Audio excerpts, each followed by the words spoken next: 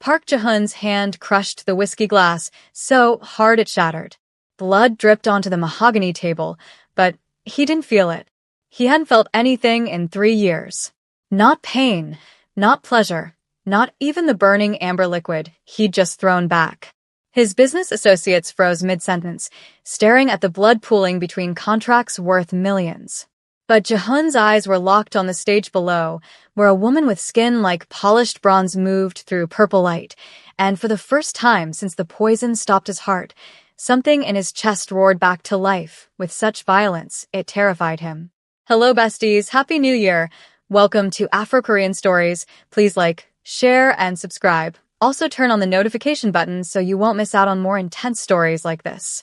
3 years ago, Park Ji-hoon and Lee Min-jae had been kings of Los Angeles. Young, powerful, untouchable. They'd built their empire together from nothing. Two Korean-American boys who'd grown up in the same neighborhood, survived the same streets, and carved out territory that stretched from the ports of Long Beach to the warehouses of downtown. They were brothers in everything but blood, sharing profits, sharing risks, sharing a bond that most people spent lifetimes searching for. The poison had come on a Tuesday night. A business dinner with associates from San Francisco, men they'd worked with for years. The whiskey had been expensive, aged 20 years, poured from a bottle that cost more than most people's monthly rent. Ji-hoon and Min-jae had toasted to their continued partnership, their glasses raised in a gesture they'd made 1,000 times before. Within 10 minutes, both men were on the floor, convulsing. Within 20 minutes, they were in ambulances racing towards Cedars-Sinai Medical Center. Ji-hoon's heart stopped twice on the way. Min-jae's stopped 3 times. The doctors managed to restart them both, managed to flush enough of the toxin from their systems to save their lives, but the damage was already done. The poison had attacked their nervous systems in ways the medical teams had never seen before. It didn't kill them, but it stole something more precious than life itself. It stole their ability to feel. No emotions. No physical sensations. Nothing. They could function, could think, could make decisions, but they were hollow shells walking through a world that had lost all color, all texture, all meaning. The first month after the poisoning, Ji-hoon had tried everything to feel something, anything. He'd hired the most beautiful women money could buy, hoping desire would break through the numbness. Nothing. He'd gotten into fights, let men hit him, hoping pain would register. Nothing. He'd stood at the edge of rooftops, hoping fear would kick in. Still nothing. Min-jae had taken a different approach. He'd gone to specialists around the world, spent hundreds of thousands of dollars on treatments and therapies. Acupuncture, medication, experimental procedures. The answer was always the same. The damage was permanent. They would spend the rest of their lives as observers in their own bodies, going through the motions of living without actually feeling alive. They'd adapted. What choice did they have? The business still needed running, the empire still needed managing. So they put on their expensive suits, attended their meetings, made their deals, and pretended that everything was fine. Most people couldn't tell the difference. They were still powerful, still dangerous, still commanded respect and fear in equal measure. But inside, they were dead. Until tonight. Ji-hoon stared down at his bleeding hand, watching crimson drops fall onto the white contract pages, and felt his heart hammering in his chest. Actually hammering. The sensation was so foreign, so overwhelming after 3 years of nothing, that he thought he might be having a heart attack. His skin felt too tight. His clothes felt too warm. Every nerve ending in his body was firing at once, sending signals to his brain that he'd forgotten how to process. Beside him, Lee Min-jae had gone completely still. His hand gripped the edge of the table so hard his knuckles had turned white. His breathing was coming fast and shallow, like he'd just run a marathon. Color had flooded into his normally pale cheeks, and his eyes, usually flat and emotionless, were wide with something that looked like shock and hope and terror all mixed together. On the stage below, the woman continued to dance, completely unaware that she'd just performed a miracle. The bass thundered through Velvet Sanctuary, the most exclusive nightclub in downtown Los Angeles. Purple and blue lights swept across the main floor where hundreds of bodies moved to the rhythm. But up here in the private VIP booth on the second floor, the world had stopped spinning. The men who'd been discussing territory disputes and profit margins with Jehun and Min-jae exchanged confused glances. One of them, a stocky man with graying hair named Chin, cleared his throat nervously. "Boss Park, are you alright? Should I call for medical attention?" Jehun couldn't answer. His eyes were glued to the stage, to the woman whose presence had somehow broken through 3 years of numbness.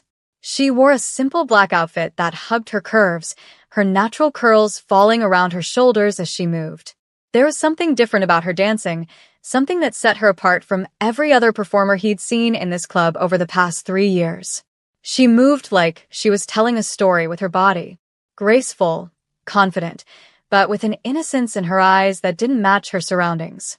She wasn't performing for the crowd's approval. She was dancing for herself, lost in the music in the moment. And every movement sent another jolt of sensation through Jehun's body. Heat spread from his chest outward, racing down his arms, his legs, pooling low in his belly in a way that made his breath catch. His pants tightened uncomfortably. He felt everything. The texture of his shirt against his skin. The cool air from the ventilation system. The sticky warmth of blood on his palm. The thundering of his own pulse in his ears. God, he could feel his pulse. Min-jae, Jehun's voice came out rough, barely above a whisper. "I know." Minji's response was equally hoarse. "I feel it too." Their eyes met across the table. 3 years of shared suffering, shared numbness, shared desperation crystallized in that single look. They'd tried everything to feel alive again. Spent fortunes. Consulted experts around the world. Resigned themselves to living as empty shells. And now this woman, this stranger whose name they didn't even know, had accomplished what millions of dollars and the best medical minds couldn't. She'd made them feel again. The song ended. The woman on stage took a small bow as the crowd erupted in applause. Then she disappeared backstage, leaving Jehun and Min-jae staring at the empty space where she'd been, both of them terrified that the moment she left their sight, the numbness would come crashing back. Jehun grabbed his phone with his bleeding hand, not caring that he was smearing blood across the screen. He pulled up his security chief's number and typed out a message with shaking fingers. "The new dancer. The one who just performed. Bring her to the VIP room. Now."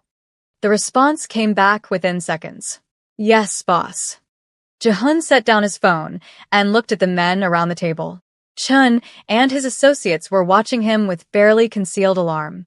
The blood, the broken glass, the way both Jehun and Min-jae had completely checked out of the meeting, it all added up to a situation that made everyone nervous. "We're done for tonight," Jehun said, his voice steadier now. "We'll continue this discussion next week." Chun opened his mouth as if to protest, then seemed to think better of it. "When Park Jehun dismissed you, you left. No questions asked." The men gathered their papers and briefcases, bowing respectfully before heading toward the elevator. As soon as they were gone, Min-jae stood and moved to the railing that overlooked the main floor. His hands gripped the metal barrier, and Jehun could see them trembling. "It's still there," Min-jae said quietly. "The feeling. It's not going away."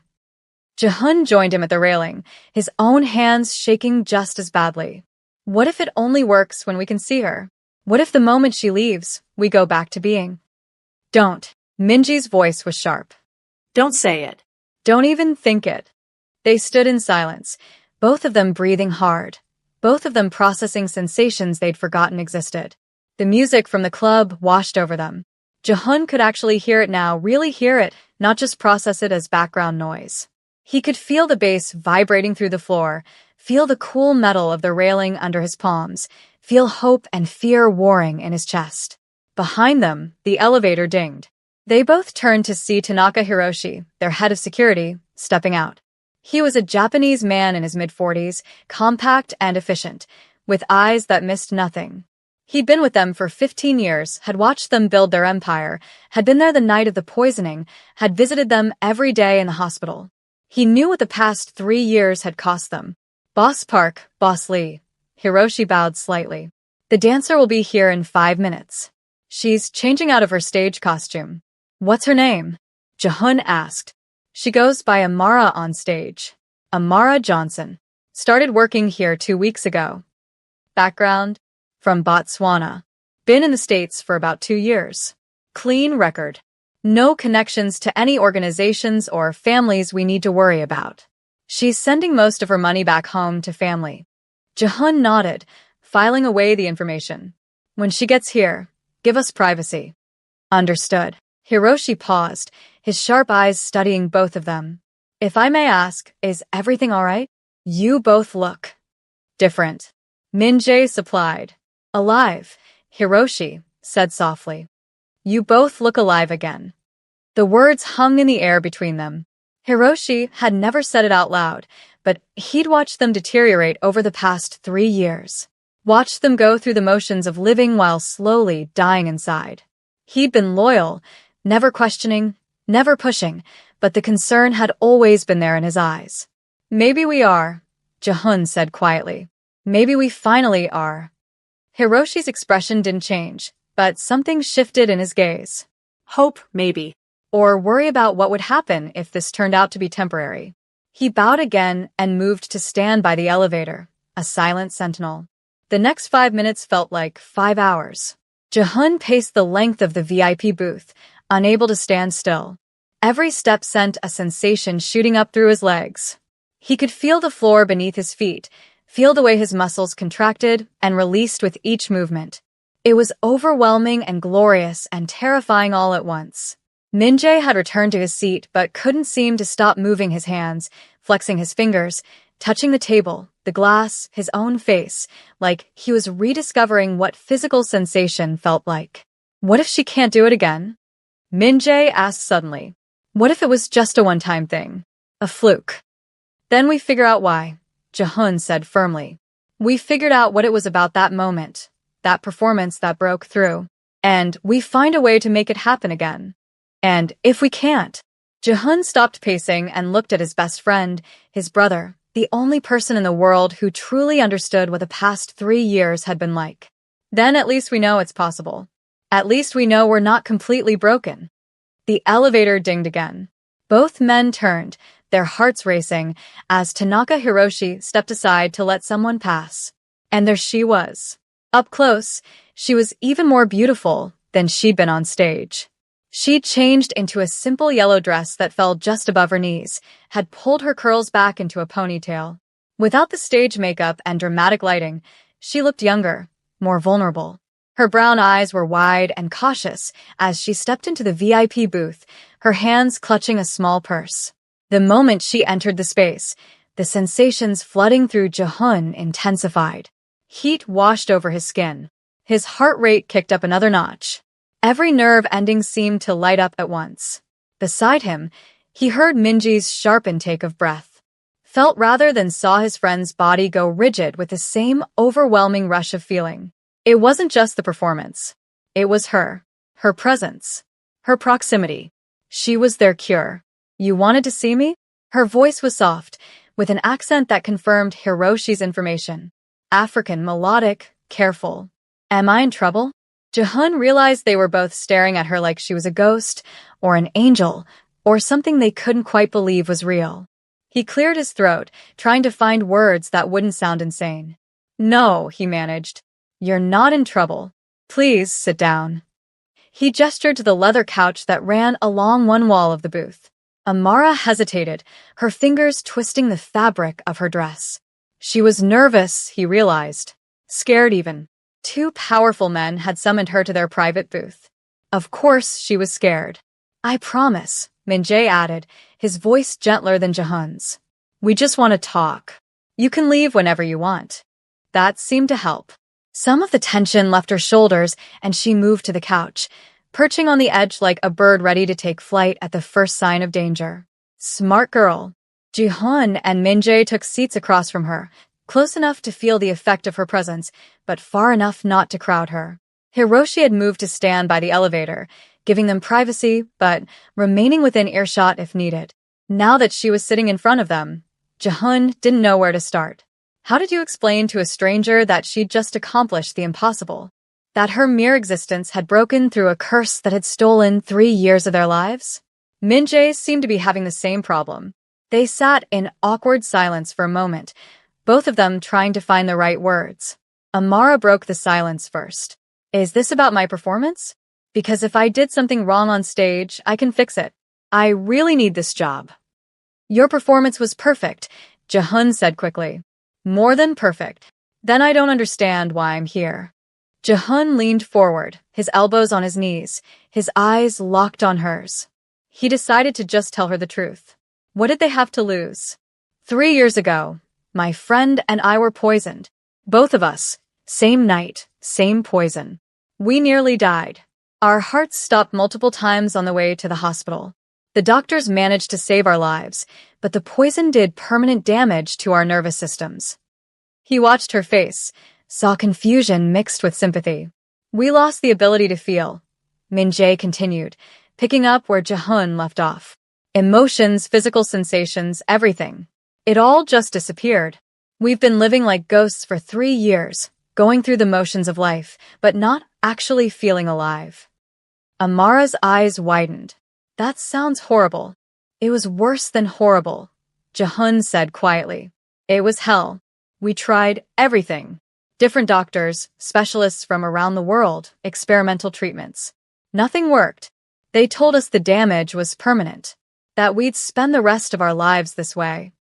I'm so sorry, Amara said softly, but I still don't understand what this has to do with me. Jahun took a deep breath. Tonight, when you stepped onto that stage, something happened.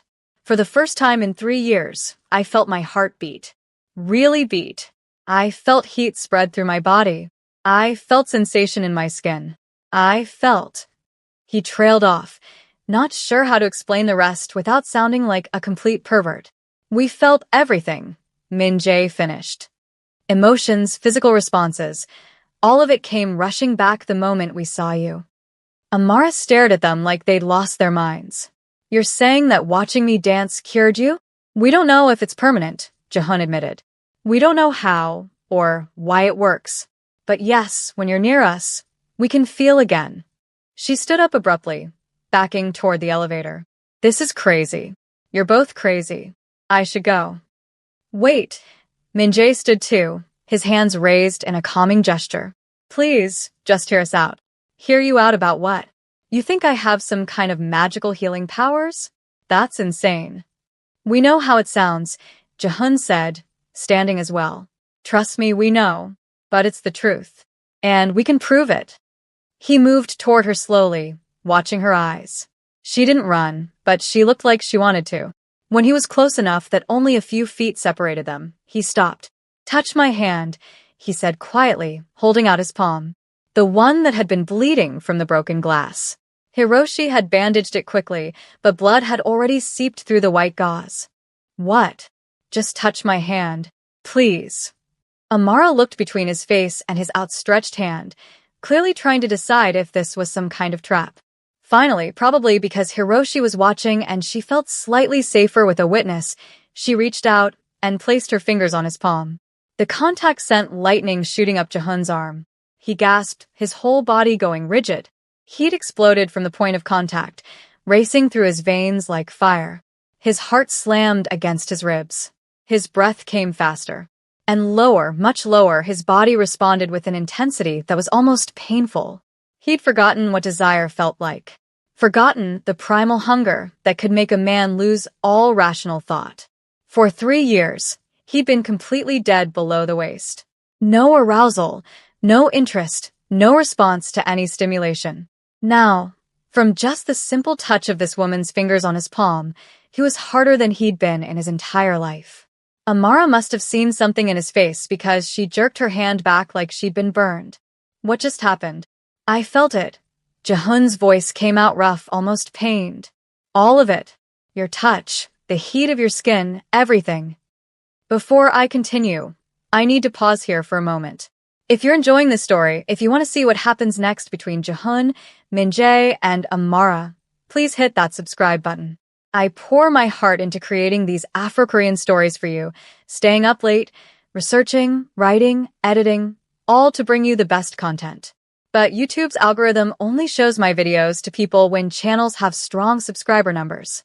So if you're watching without subscribing, you're making it harder for me to reach others who would love these stories as much as you do.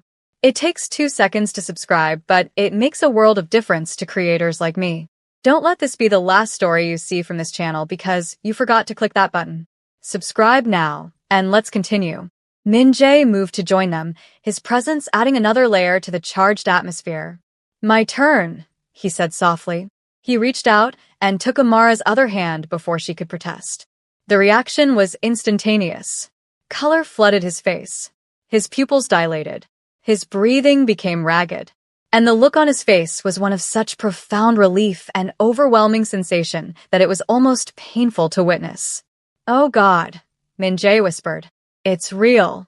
It's really real. Amara pulled both her hands back, stumbling away from them until her back hit the wall near the elevator. She looked between both men, with something like fear in her eyes. This is impossible.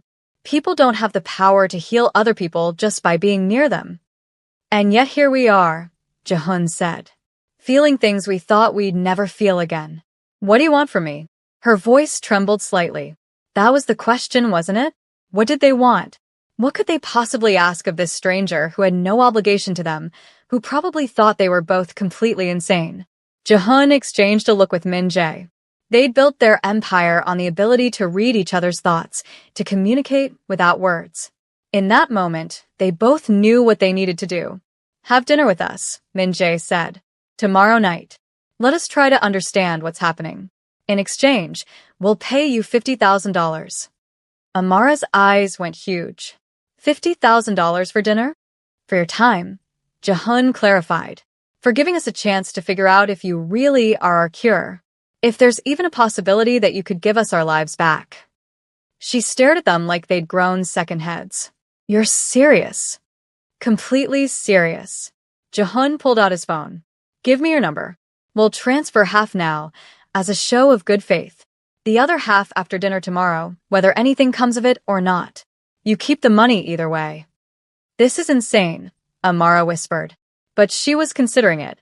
They could see the wheels turning in her mind, see her weighing the risks against the reward. $25,000, Min-jae said gently.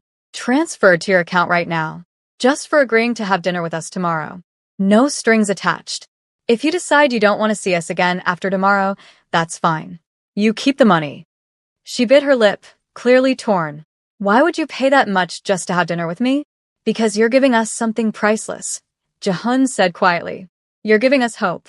After 3 years of nothing, of being dead inside, you walked into our world and made us feel human again. If there's even a chance that you can keep doing that you can give us our lives back, then $50,000 is nothing. Silence stretched between them. Jehun could hear his own heartbeat, feel the blood rushing through his veins, feel the hope and fear and desperate need churning in his gut. Please, he thought. Please say yes. Finally, Amara straightened her shoulders and lifted her chin. There was something fierce in her eyes now, something strong and brave that made Jehun's respect for her grow. Just dinner, she said firmly. Somewhere public. A restaurant. Agreed, Min-jae said immediately. And you transfer the first half before I leave here tonight. Of course. Jehun was already opening his banking app. She recited her phone number and he typed it in, then pulled up the transfer screen. How do you spell your last name? He typed it in, confirmed the amount, $25,000, and hit send. The transaction processed in seconds. Amara's phone buzzed in her purse. She pulled it out, her hands shaking slightly, and stared at the screen. Her face went pale. Oh my God, she whispered. This is real money. Real actual money. We keep our word, Jehun said. Always. She looked up at them, her eyes shining with what looked like tears. My mother is sick. Back in Botswana. She needs surgery, but we can't afford it. This money could save her life. Something in Jehun's chest clenched. Not just attraction or need, but something deeper. This woman, this beautiful stranger who'd given them back their ability to feel, was using their money to save her mother's life. Then we're glad we could help, Min-jae said softly. Amara wiped at her eyes quickly, clearly embarrassed by the show of emotion. What time tomorrow? 7 p.m., Jehun said. We'll send a car to pick you up. What's your address? She hesitated, clearly not comfortable giving them that information yet. Smart girl. Or, Min-jae offered. We can pick you up from here. From the club. Here's fine, she agreed. It's a date then. Jehun smiled for the first time in 3 years. The expression felt strange on his face, like his muscles had forgotten how to form it. But it felt good. God, it felt so good to smile, and mean it. Amara moved toward the elevator, clearly ready to leave, but she paused at the threshold. Can I ask you something? Anything, Min-jae said. Do you feel it right now? Even though I'm about to leave. Yes, Jehun admitted. As long as you're in the room, we feel everything. And when I leave? We don't know, Min-jae said honestly. We're hoping it doesn't stop. But we won't know until you're gone. She nodded slowly, processing that information. Then she stepped into the elevator. Hiroshi followed her in, ready to escort her safely out of the building. The doors closed, and Jehun and Min-jae stood in the sudden silence of the VIP booth, both of them holding their breath, both of them terrified of what would happen next. 5 seconds passed. 10. 20. Jehun's heart was still pounding. He could still feel the blood rushing through his veins, still feel the heat in his skin, still feel the aching need in his body. It's not stopping, he said, his voice filled with wonder. Min-jae, it's not stopping. Min-jae let out a sound that was half laugh, half sob. He sank down onto the couch, his hands covering his face. His shoulders shook. Jehun moved to sit beside him, placing a hand on his friend's shoulder. He could feel the warmth of Min-jae's body through his shirt and could feel his friend trembling. We're going to be okay, Jehun said quietly. After 3 years of hell, we're finally going to be okay. Min-jae looked up, his eyes red but filled with more emotion than Jehun had seen in years. What if it's temporary? What if by tomorrow we're back to being numb? Then we will find her again, Jehun said firmly.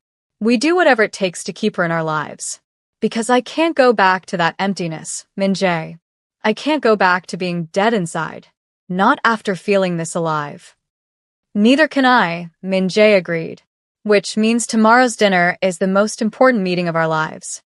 They sat together in the VIP booth as the club continued to pulse with music and life below them. For the first time in 3 years, they weren't just existing. They were living. They were feeling. They were human again. And it was all because of her. Amara Johnson from Botswana, a dancer trying to save her mother's life, had accomplished what the best doctors in the world couldn't. She'd given them back their humanity. Now they just had to convince her to keep doing it. The next morning, Jehun woke up in his penthouse apartment and immediately checked his body for signs that the miracle had faded. He pressed his fingers against his arm, feeling the pressure. Pinched his skin, feeling the sharp sting. His heart was beating steadily in his chest. He could feel the cool air from the AC, the soft sheets against his skin, the morning light warming his face. It was still there. All of it. He grabbed his phone and saw a text from Min-jae, sent at 5:47 a.m. Still feeling everything. Can't sleep. This is real. Jehun smiled and typed back. Same. We need to prepare for tonight. This can't go wrong. Agreed. My place at noon. I'll be there. Jehun got out of bed and walked to the floor-to-ceiling windows that overlooked downtown Los Angeles. The city stretched out before him, alive and vibrant in the morning sun. He'd looked at this view every morning for 3 years, but he hadn't really seen it, hadn't appreciated the beauty of it, the way the light caught the glass buildings, the way the streets below teemed with life. Now he saw all of it. I felt all of it. And he wanted to weep with gratitude. His phone rang. Hiroshi. Boss, I have a full background check on Amara Johnson. Should I send it over? Yes. And Hiroshi. Yes, boss. Thank you. For last night. For understanding. There was a pause. You and Boss Lee have given me 15 years of loyalty and fair treatment. Seeing you both come back to life last night. That's all the thanks I need. I'll send the report now. The call ended and Jehun's phone buzzed with an incoming file. He opened it and began to read. Amara Johnson, 26 years old, from Gaborone, Botswana. I came to the United States 2 years ago on a work visa. No criminal record. No connections to any organizations or families that posed a threat. She lived in a small apartment in Koreatown with 2 roommates, both also from African countries. She worked at Velvet Sanctuary 4 nights a week and picked up shifts at a coffee shop during the day.